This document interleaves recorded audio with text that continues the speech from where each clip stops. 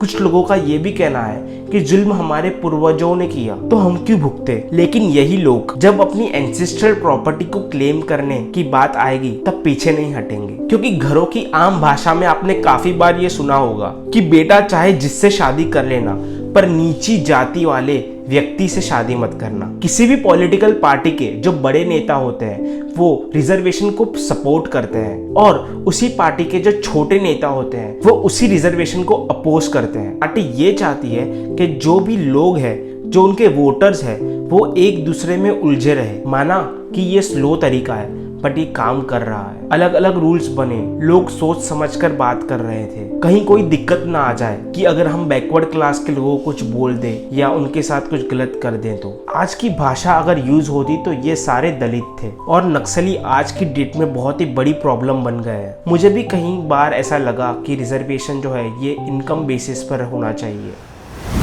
लेकिन रिजर्वेशन एक ऐसा कंट्रोवर्शियल टॉपिक है जिस पर लोग आए दिन आपको बहस करते हुए मिल जाएंगे। स्पेशली इलेक्शन के टाइम ये बहस और बढ़ जाती है। अब कुछ लोगों का मानना है कि फाइनेंशियल स्टेटस को देखकर रिजर्वेशन देना चाहिए और जो कास्ट बेस्ड रिजर्वेशन है उसे हटा देना चाहिए। कुछ लोग कहते हैं कि 70 साल से अगर बैकवर्ड क्लास का स्टेटस नहीं सुधर पाया तो इसका मतलब ये है कि रिजर्वेशन ये टूल काम ही नहीं करता। वहीं कुछ लोग ये कहते हैं कि हमारे पुरखों ने जो गलतियां की उसकी सजा हम क्यों भुगते। सब अपने हिसाब से अपना मन बनाकर इस टॉपिक के ऊपर डिस्कशन करते हैं। कुल मिलाकर जिसको रिजर्वेशन मिलता है वो इसके सपोर्ट में बोलता है और जिसको रिजर्वेशन नहीं मिलता वो इसके अगेंस्ट बोलता है। आप अपने आसपास नोटिस करोगे तो आपको यही पैटर्न मिलेगा। अब देखिए, मन बनाकर आप अगर मेरा ये वीडियो देखेंगे तो मुझे पता है कि आप हर्ट होंगे, क्योंकि इस वीडियो में मैं काफ़ी कंट्रोवर्शियल टॉपिक्स को टच करने वाला हूँ। लेकिन मेरी इंटेंशन इसके पीछे ये है कि जब हम रिजर्वेशन के बारे में कोई डिस्कशन करें, हमारे पास वैलिड इंफॉर्मेशन हो उस टॉपिक के रिगार्डिंग। और डिस्कशन करने से पहले मैं कुछ लॉजिक या फिर फैक्ट्स आपके सामने रखना चाहूँगा ताकि आप रिजर्वेशन के बारे में अपनी एक सोच बना सकें और एक्चुअल ग्राउंड रियलिटी क्या है ये हम समझ पाए। 2011 के सेंसस के अकॉर्डिंग हमारे इंडिया की टोटल पॉपुलेशन है 121 करोड़, जिसमें से 20 करोड़ एससी है और 10 करोड़ एसटी है। यानी कि एससी पॉपुलेशन है 16.63% ऑफ टोटल पॉपुलेशन और एसटी पॉपुलेशन है 8.61% ऑफ टोटल पॉपुलेशन। और ओबीसी के डेटा को लेकर काफी कंट्रोवर्सी है, वो आगे जाकर हम समझेंगे। मंडल कमीशन के हिसाब से ओबीसी की पॉपुलेशन है 52% और एनएसएसओ के सर्वे के हिसाब से है 41%। तो मोटा मोटी अवेलेबल डेटा के हिसाब से ये अंदाजा लगा सकते हैं कि total population of backward class है 75% और बाकी जो बचे 25% वो है जनरल कैटेगरी। अगर हम रिजर्वेशन की बात करें तो एससी पॉपुलेशन 16.63% है और उनको 15% रिजर्वेशन मिला है, और एसटी की बात करें तो उनका पॉपुलेशन 8.61% है और उनको 7.5% मिला हुआ है, और ओबीसी का पॉपुलेशन 52% है, उनको 27% रिजर्वेशन मिला हुआ है। तो अराउंड 75% ऑफ बैकवर्ड क्लास को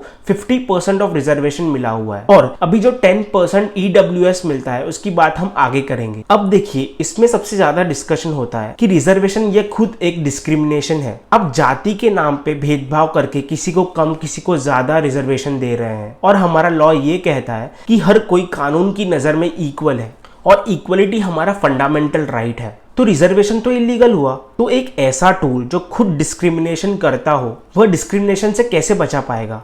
देखिए, ये सब डिस्कशन करने से पहले आपको और मुझे ये ऑब्जर्व करना पड़ेगा कि हम अपने परिवार में कैसे बिहेव करते हैं। मान लीजिए आपके परिवार में 2 बच्चे हैं। एक बच्चा है जो 5 साल का है, जो चल सकता है, और दूसरा बच्चा जो थोड़ा छोटा है और हमें कहीं जाना हो, तो उस सिचुएशन में हम क्या करेंगे? हम उस छोटे बच्चे को अपनी गोदी में उठा लेंगे और 5 साल का बच्चा जो चल सकता है उसे हम साथ में चलाकर लेकर जाएंगे। या फिर ये कहे कि इस घर में इक्वालिटी फॉलो होती है और दोनों को चलना पड़ेगा। अब ऐसे ही अगर आप घर में मान लो कि घर में 2 भाई हैं और किसी एक भाई की हेल्थ वीक है और उसको डॉक्टर ने कहा है कि उसको अच्छी खुराक की जरूरत है, तो आप क्या कहोगे कि घर में तो इतना ही राशन आता है और सबको इक्वल मिलेगा? उस सिचुएशन में क्या आप इक्वालिटी की बात करोगे? नहीं। उस सिचुएशन में आप उस भाई को ज्यादा खाना दोगे जिसको अच्छी खुराक की जरूरत है, जब तक वो ठीक ना हो जाए। ऐसे ही अगर आप मान लो कि आप ट्रैवल कर रहे हो अपनी फैमिली के साथ और एक सीट खाली है, तो वहां पहले जो पहुंचा वो बैठेगा या घर की कोई फीमेल मेंबर या कोई ओल्ड सीनियर सिटीजन वहां बैठेगा? सीधी सी बात है, घर की कोई फीमेल मेंबर या कोई सीनियर सिटीजन उस जगह पर बैठेगा। अगर हम घर की बात करें तो आप एक चीज नोटिस करोगे कि हम घर में भी किसी एक पर्सन को ज्यादा प्रायोरिटी देते हैं और किसी एक पर्सन को कम प्रायोरिटी देते हैं, और वो प्रायोरिटी कोई भी तरह का डिस्क्रिमिनेशन नहीं होता, जिसकी वजह से इक्वलिटी आती है। ऐसे ही हमारे कॉन्स्टिट्यूशन के लिए भी हमारा पूरा देश एक परिवार है और हमें एग्जैक्टली उसी तरह एक्ट करना है जैसे हम अपने परिवार में करते हैं। हमें रिजर्वेशन इसलिए बुरा लगता है क्योंकि जब हम परिवार से बाहर निकलते हैं हम बाकी लोगों को बाहरी समझते हैं, पर जब ये चीज हम अपने घर में कर रहे होते हैं तब हम इस चीज पर ध्यान नहीं देते। लेकिन हम ये इसलिए कर रहे हैं कि अनसेड कम्युनिकेशन में एक स्टेबिलिटी मेंटेन हो। अगर हम ह्यूमन ग्राउंड्स को भी छोड़ दें और लॉजिकली भी देखें तो रिजर्वेशन एक मजबूरी है। अगर आप घर का एग्जांपल लो, अगर किसी फादर के 3 बेटे हैं और उन तीनों बेटों में से वो किसी एक बेटे को इग्नोर करना चालू कर दे तो आप ये देखेंगे कि वो लेफ्ट आउट भाई आगे जाकर फैमिली के अगेंस्ट चला जाएगा और वो घर के लिए डेंजरस हो जाएगा। इसलिए एक अक्लमंद बाप कभी भी अपने तीनों बेटों में डिस्क्रिमिनेशन नहीं करेगा, जरूरत के हिसाब से चीजों को मैनेज करेगा और सबको साथ में लेकर चलेगा। ऐसे ही किसी कंट्री में किसी कम्युनिटी के साथ डिस्क्रिमिनेशन होगा और इनइक्वालिटी ज्यादा ही बढ़ जाएगी तो जनता रिबेलियस हो जाएगी। छत्तीसगढ़ और झारखंड को हमने एग्जाम्पल के तौर पे देखा हुआ है कि वहाँ के लोग कैसे नक्सली बन गए और नक्सली आज की डेट में बहुत ही बड़ी प्रॉब्लम बन गए हैं इंडिया के लिए। और सिर्फ इंडिया की ही बात नहीं है, किसी भी देश की गवर्नमेंट अगर किसी स्टेट को इग्नोर करना शुरू कर दे तो आप देखेंगे कि वो स्टेट पूरे देश के लिए थ्रेट बन जाता है। यही एक रीजन है जिस वजह से सिर्फ इंडिया में ही नहीं इंडिया के बाहर भी रिजर्वेशन दिया जाता है, क्योंकि देश सबको साथ लेकर चलने से ही बनता है, वरना ये देश के लिए न्यूक्लियर बॉम्ब से ही बड़ा खतरा है। अगर देश की अलग अलग कम्युनिटी देश के अगेंस्ट हो जाए, हम बात करते हैं कि हम देश की वर्ल्ड की सबसे लार्जेस्ट डेमोक्रेसी है, लेकिन जब तक हमारी देश की अलग अलग कम्युनिटीज की पार्टीशन नहीं होता तब तक आप ऑन पेपर तो लार्जेस्ट डेमोक्रेसी क्लेम कर पाओगे लेकिन एक्चुअल में नहीं होंगे। अब हम थोड़ा सा पीछे जाएं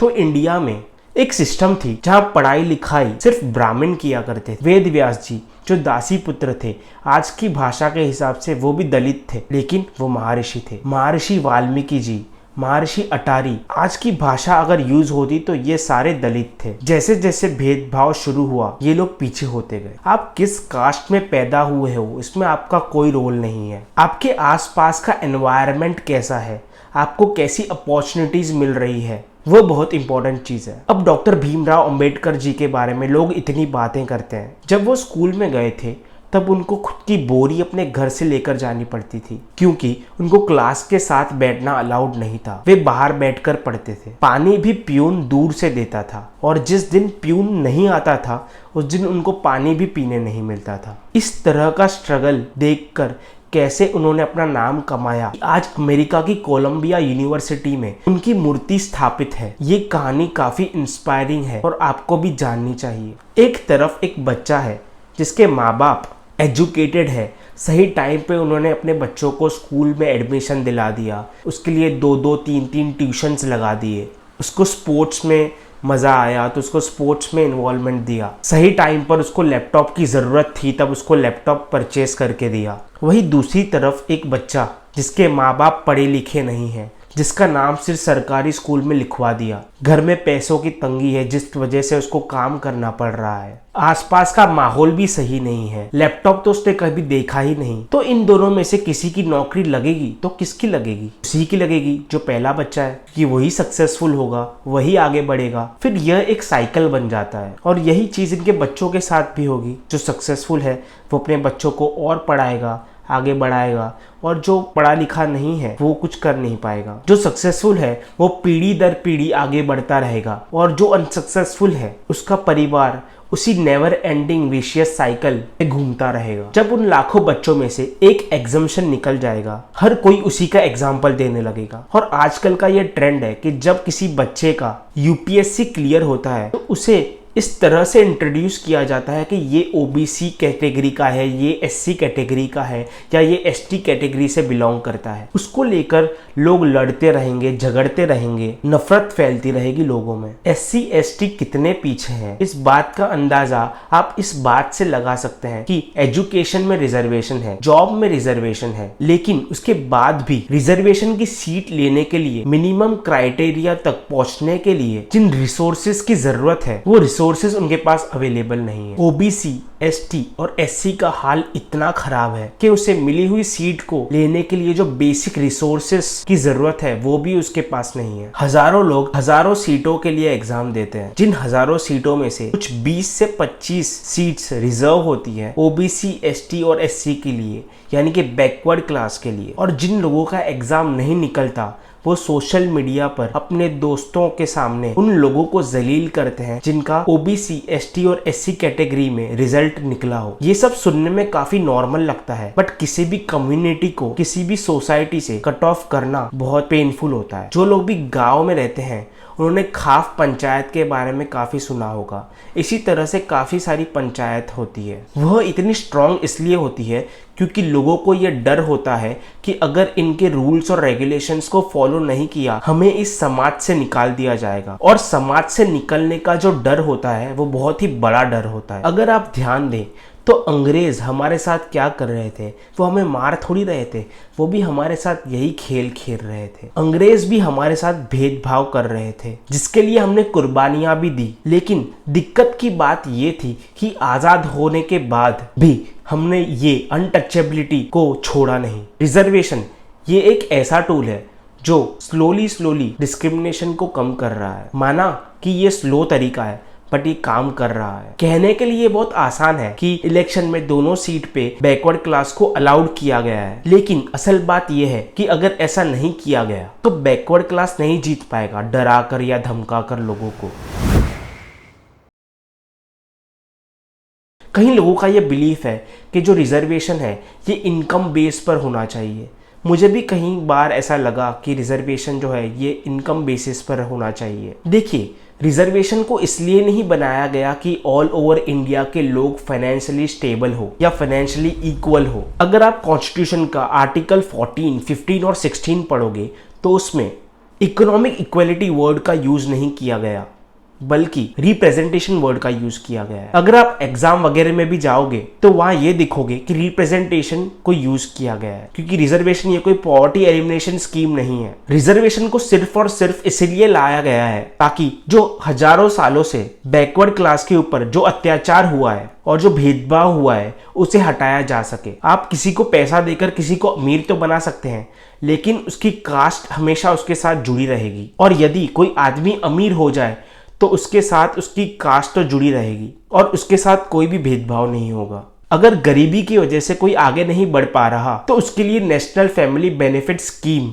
national old age scheme, MNREGA, NREGA वगैरह ये सारी चीजें अवेलेबल है। परिवारों के लिए अलग स्कीम, सब्सिडीज अवेलेबल है। सरकार अमीरों पर ज्यादा टैक्स लगाकर गरीबों की मदद कर सकती है। कॉर्पोरेट टैक्स जो है वो गवर्नमेंट बढ़ा सकती है गरीबों के बेनिफिट्स के लिए। आपने देखा होगा कि जब मायावती जी सीएम बनी थी तो एक माहौल सा माना था कि बैकवर्ड क्लास के लोग आगे आ रहे थे, अलग अलग रूल्स बने, लोग सोच समझकर बात कर रहे थे, कहीं कोई दिक्कत ना आ जाए कि अगर हम बैकवर्ड क्लास के लोगों को कुछ बोल दे या उनके साथ कुछ गलत कर दें। तो सोचिए, एक बैकवर्ड क्लास के कैंडिडेट की रिप्रेजेंटेशन की वजह से बैकवर्ड क्लास के लोग कॉन्फिडेंस में आ गए थे, उन लोगों को रिस्पेक्ट मिलने लगी थी सोसाइटी से। यही पावर होती है रिजर्वेशन की, यही इसके पीछे का लॉजिक है। कुछ लोगों का ये भी कहना है कि जुल्म हमारे पूर्वजों ने किया तो हम क्यों भुगते, लेकिन यही लोग जब अपनी एंसेस्ट्रल प्रॉपर्टी को क्लेम करने की बात आएगी तब पीछे नहीं हटेंगे। कई लोग ऐसे भी है जो रिजर्वेशन के अगेंस्ट तो है लेकिन वो ईडब्ल्यूएस की वजह से शांत बैठे हैं,